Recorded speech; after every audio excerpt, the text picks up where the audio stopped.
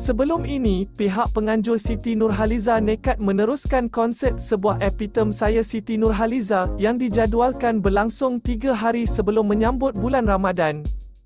Menerusi kenyataan rasmi syarikat yang turut dinaungi Siti Nurhaliza iaitu Yayasan Nurjiwa, pihaknya menjelaskan tujuan utama konsert diadakan bagi mengumpul dana untuk disalurkan kepada mangsa perang di Palestin yang memerlukan bantuan segera.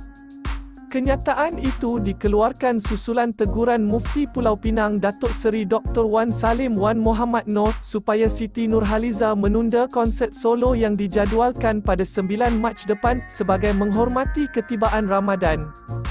Terbaru pula, Mufti Pulau Pinang Datuk Seri Dr. Wan Salim berkata, beliau tidak sama sekali mempertikaikan mengenai niat atau tujuan di sebalik penganjuran konsert Siti Nurhaliza itu.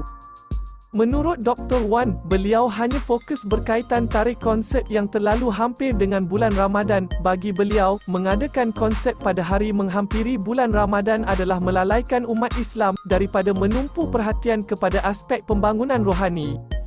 Sepatutnya dalam waktu sedemikian umat Islam digalak bagi membuat persiapan rohani secukupnya untuk menyambut kedatangan bulan yang mulia itu. Walau bagaimanapun, saya hanya memberi pandangan peribadi, serta mengambil kira kesan konsert itu ke atas umat Islam di sudut rohani, bukan sekadar ingin mencapai kepentingan segera. Berbicara lebih lanjut, Dr. Wan memberitahu, beliau ingin mengingatkan semua pihak pandangan peribadi seorang mufti tidak mengikat mana-mana individu Muslim atau bukan Muslim.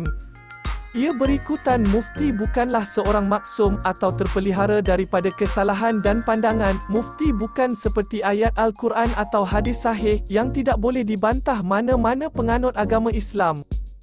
Katanya, teguran itu adalah secara ikhlas demi kebaikan umat Islam, bukan bagi mencari populariti atas kepentingan diri. Jadi terserah kepada pihak berkaitan dan orang ramai, sama ada mahu menerima pandangan yang diberi atau menolak berdasarkan pertimbangan masing-masing. Cuma perlu diketahui, sesuatu amalan atau tindakan seseorang Muslim dinilai di sisi Allah berdasarkan niat yang ikhlas daripada pelakunya dan betul pula caranya mengikut syariat. Ini bermaksud tidak memadai melakukan sesuatu hanya dengan niat yang baik dan ikhlas saja, tetapi caranya juga mestilah sesuai dengan hukum syariat. Dalam masa sama, Dr. Wan turut mengambil peluang bagi menerangkan bahawa beliau amat berlapang dada mengenai hiburan dan aktiviti seni umumnya. Inilah pendirian saya yang konsisten, walaupun tahu ada sebahagian ulama yang berpandangan bahawa hukum nyanyian dan muzik adalah haram dan berdosa.